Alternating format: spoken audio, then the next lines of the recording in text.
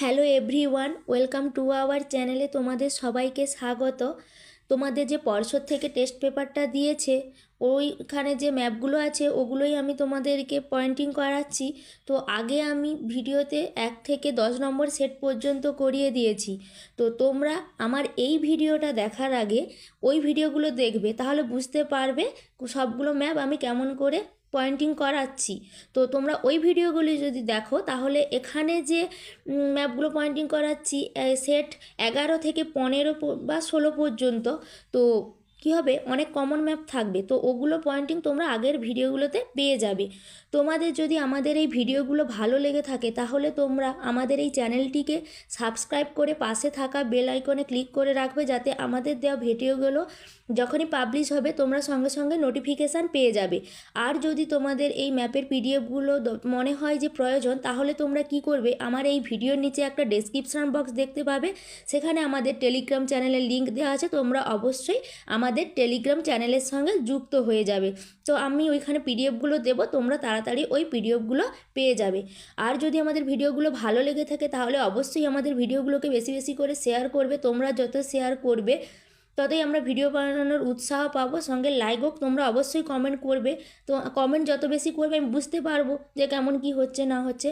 আর যদি তোমাদের কোনো বিষয়ে জানার দরকার হয় বা ম্যাপগুলো যেগুলো তোমরা পয়েন্টিং করতে পারছো না ওগুলো তোমরা আমাকে সাজেস্ট করতে পারো, ওগুলো আমি তোমাদের করিয়ে দেবো। তো চলো আজকে আমি তোমাদের সেট 11 থেকে করাচ্ছি। 11 সেটে যে ছয়ের দাগের একে কী আছে দেখা যাক। একে আছে পশ্চিমঘাট পর্বত। আমি তোমাদের প্রথম ম্যাপেই পশ্চিমঘাট পর্বত মানে সেট 1-এই করিয়ে রেখেছি, তো ওখান থেকে দেখে নেবে।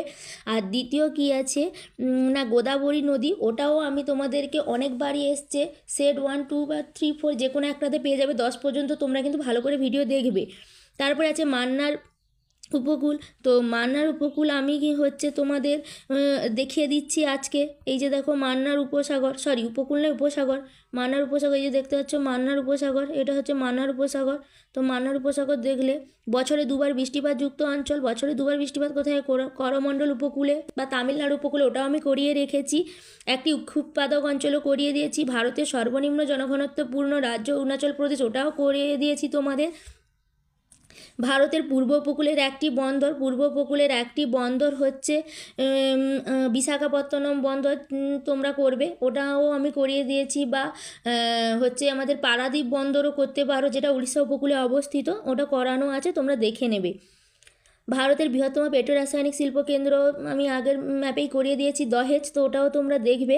পূর্ব ভারতের একটি মহানগর, তো পূর্ব ভারতের একটি মহানগর হচ্ছে কি কলকাতা, ওটাও করানো আছে। ভারতের বৃহত্তম আন্তর্জাতিক বিমানবন্দর হচ্ছে দিল্লি। তো দিল্লিকে যেমন ভারতের বৃহত্তম আন্তর্জাতিক বিমানবন্দর, তেমন প্রশাসনিক শহর ভারতের রাজধানী নিউ দিল্লি। তো এগুলো পড়লেও তোমরা করবে, ওটা সব করানোই আছে। এবার 12 নম্বর সেটে কি আছে দেখা যাক। 12 নম্বর সেটে 6-এর একে আছে আরাবল্লী পর্বত, ওটাও আমি তোমাদের করিয়ে দিয়েছি। কাবেরী নদীও করিয়ে দিয়েছি। ভারতের শুষ্কতম অঞ্চল হচ্ছে থর ডেজার্ট, ওটাও করানো আছে। ভারতের একটি বৃষ্টির ছায়া অঞ্চল, ওটাও করানো আছে। তোমরা দেখবে ভারতের ম্যানগ্রোভ অরণ্য অঞ্চল, তাও আমি ভারতের ম্যানগ্রোভ অরণ্যটা আরেকবার দেখিয়ে দিচ্ছি যে ভারতের বৃহত্তম ম্যানগ্রোভ অরণ্য অঞ্চল পড়লেও সুন্দরবন, তো আমাদের সুন্দরবনই হবে। আর যদি এমনি পড়ে জাস্ট ম্যানগ্রোভ অরণ্য অঞ্চল তাহলে তোমরা সুন্দরবন করবে। দক্ষিণ ভারতের একটি কফি উৎপাদক অঞ্চল, তো দক্ষিণ ভারতের একটি কফি উৎপাদক অঞ্চল, ওটাও আমি তোমাদের করিয়ে রেখেছি। কচ্ছের রণও তোমাদেরকে আমি করিয়েছি আগের ম্যাপে, তোমরা অবশ্যই দেখবে। ভারতের বৃহত্তম বিমানবন্দর, তো আন্তর্জাতিক বৃহত্তম বিমানবন্দর হচ্ছে দিল্লি, ওটাও করানো আছে। ভারতের সর্বনিম্ন জনসংখ্যাযুক্ত রাজ্য হচ্ছে সিকিম, ওটাও করানো আছে। আর পূর্ব ভারতের একটি মহানগর কলকাতা। তো দেখতে পাচ্ছ বারবারই কিন্তু আসছে যে পূর্ব ভারতের একটি বৃহত্তম মহানগর কি, তো বা হচ্ছে এমনি পশ্চিমবঙ্গের রাজধানী কি কলকাতা। তো কলকাতাটাকে ভালোভাবে তোমরা করবে। এবার সেট 13তে কী আছে দেখা যাক। তো সেট 13তে আছে প্রথমেই আরাবল্লী পর্বত। তো তোমরা বুঝতেই পারছো আরাবল্লী পর্বতটা কতটা ইম্পর্টেন্ট, প্রায় প্রতি সেটেই আরাবল্লী পর্বত কিন্তু আছে। তো তোমরা আরাবল্লী পর্বতটাকে ভালো করে প্র্যাকটিস করবে। আর 2-এ আছে কি 6-এর 2-এ লুনি নদী। এই যে দেখতে পাচ্ছ লুনি নদী সম্ভবত থেকে উৎপন্ন হয়ে একদম আমাদের ওই কচ্ছের রণে পড়েছে।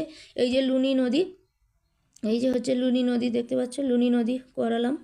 আর আছে কি করমণ্ডল উপকূল, তো বছরে দুবার বৃষ্টিপাতযুক্ত উপকূল, শীতকালীন বৃষ্টিপাতযুক্ত উপকূল ও করমণ্ডল উপকূল, তামিলনাড়ু উপকূল ও করমণ্ডল উপকূল, তো করমণ্ডল উপকূল অনেকবারই করানো আছে।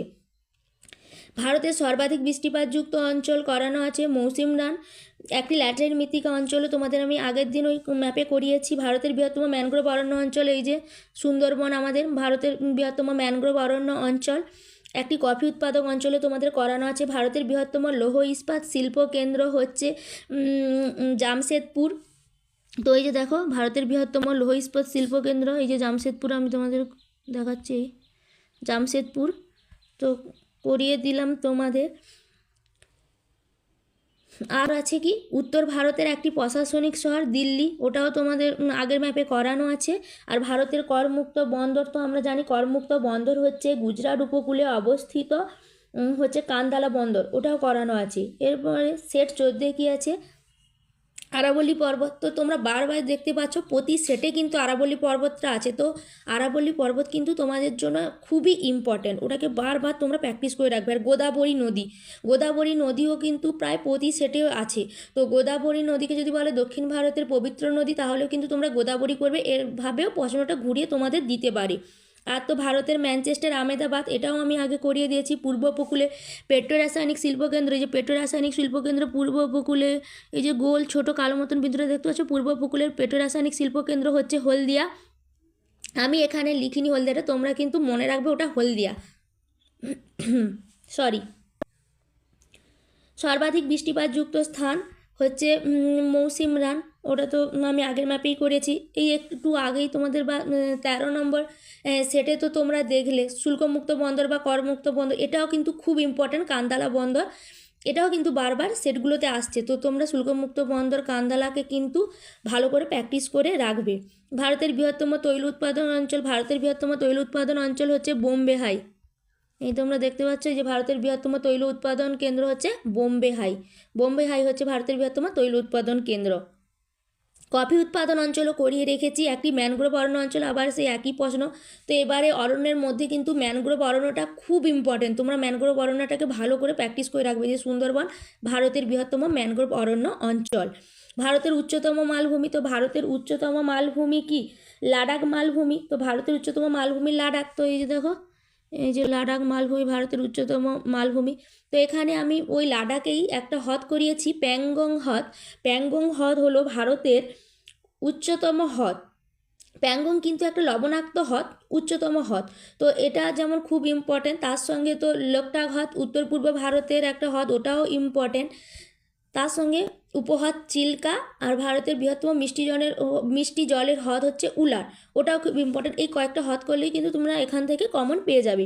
15 নম্বর সেটে কী আছে শিবালিক পর্বত, ওটাও আমি তোমাদের আগের ম্যাপে করিয়ে দিয়েছি।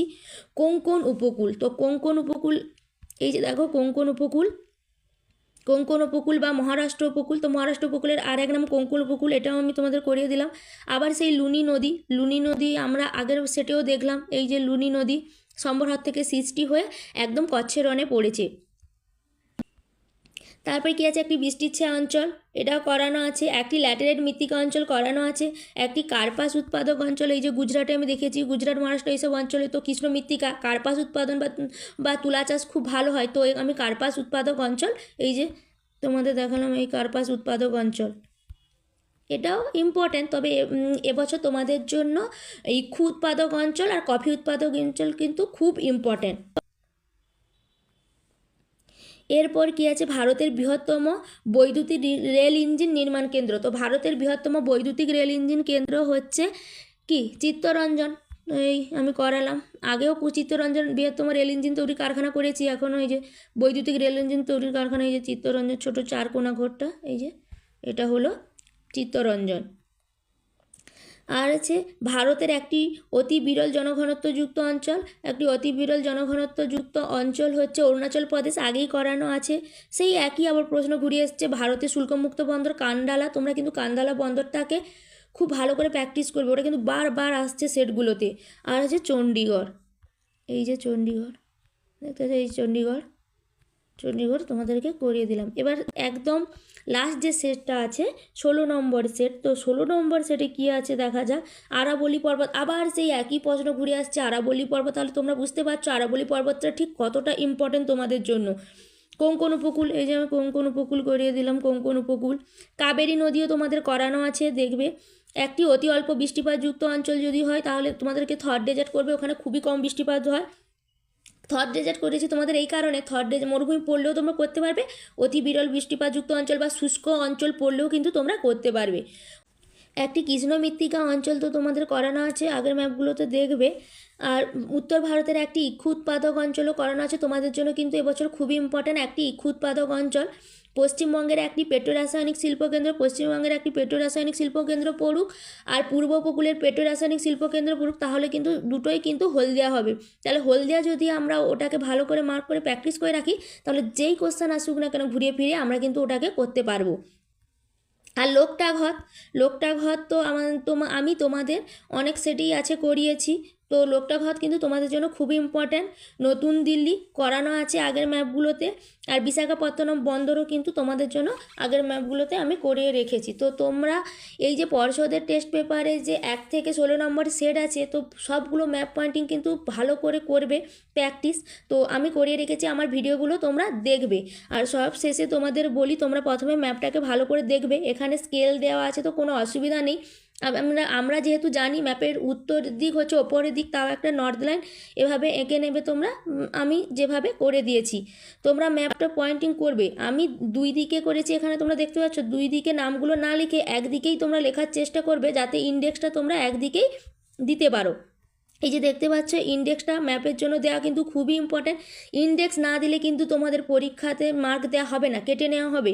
অনেক ক্ষেত্রে যে পরীক্ষক যিনি থাকবেন তিনি কিন্তু নাও দিতে পারেন, তাহলে তোমরা অবশ্যই কিন্তু ইন্ডেক্সটা করবে। আমি কিভাবে কেমন কি করেছি তোমরা দেখতে পাচ্ছ ভালো করে, এই যে দেখো ঠিক এইভাবে তোমরা ইন্ডেক্সটা দেবে, আর ইন্ডেক্সটা তোমরা একদিকে দেওয়ারই চেষ্টা করবে। তো সবশেষে তোমাদেরকে আমি বলছি যে আমি তোমাদের জিওগ্রাফিতে খুব তাড়াতাড়ি সাজেশান দেব, তো তোমরা যদি সাজেশান পেতে চাও তাহলে অবশ্যই হচ্ছে আমাদের ওই টেলিগ্রাম চ্যানেলে যুক্ত হয়ে যাবে, ওখানে আমি পিডিএফটা দিয়ে দেবো, তোমরা ওখান থেকে পেয়ে যাবে।